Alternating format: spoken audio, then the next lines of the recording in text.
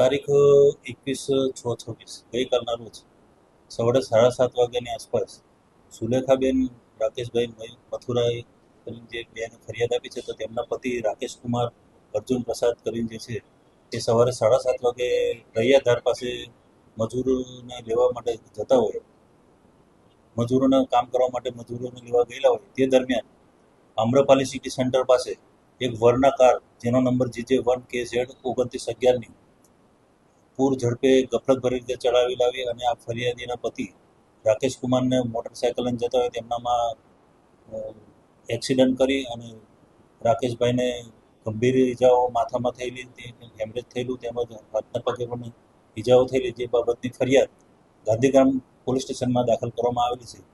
આ ગુનાના કામે તપાસ કરતા જે વરના ગાડીનો ચાલક છે એ હાલ સગીર હોવાનું બહાર આવેલ છે, જે કાયદાના સંઘર્ષમાં આવેલ કિશોર છે.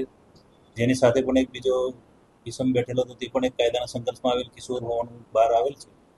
અને આ મુજબ BNS કલમ 281, 125A, 125B મુજબ તેમજ M1 મુજબ ગુનો દાખલ કરી આગળની તપાસ તજવીજ હાથ ધરી છે.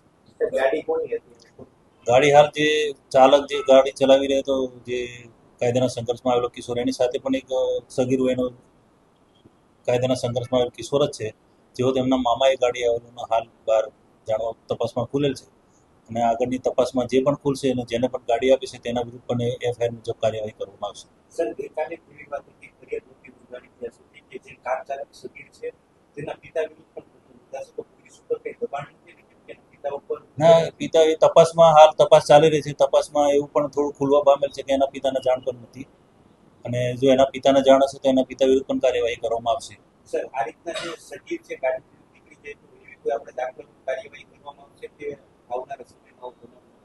આ ચોક્કસ એ પ્રમાણેનું ધ્યાન રાખવામાં આવશે અને ફરીથી વાહન ડ્રાઈવ, ટ્રાફિક ડ્રાઈવ તેમજ વાહન ચેકિંગની કામગીરી જેવી ડ્રાઈવોની અંદર આવી કામગીરીને પ્રાયોરિટી આપી અને આવી બધી ચકાસણી કરી અને તેને પ્રાયોરિટી આપીને આ બાબતના ગુના ન બને તેની તકેદારી રાખવામાં આવશે. અકસ્માત થયું ત્યારે ગાડીમાં નંબર પ્લેટ હતી, પછી થોડી વાર પછી નંબર પ્લેટ કાઢી નાખવામાં આવી, જેમાં કઈ એમાં હાલ સુધી કઈ નહીં, હવે તપાસનો વિષય છે. ગાંધીગ્રામ પોલીસ તપાસ કરી રહી છે.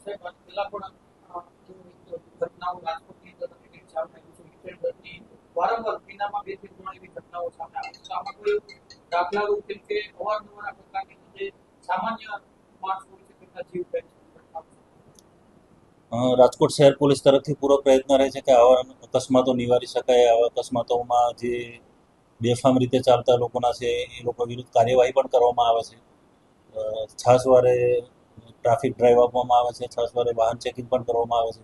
ઘણા ઇસમો વિરુદ્ધ કાર્યવાહી કરવામાં આવે છે, તે લોકોને મેમો પણ આપવામાં આવે છે, તેઓ વિરુદ્ધ ગુના પણ દાખલ કરવામાં આવે છે. તેમ છતાં પણ આવા કોઈક સગીર વયના બાળકો પોતે પોતાના ઘરેથી વાહન લઈને નીકળી જતા હોય છે, તો તેઓ વિરુદ્ધ વધુમાં વધુ કાર્યવાહી કરવા માટે રાજકોટ પોલીસ સજ્જ છે.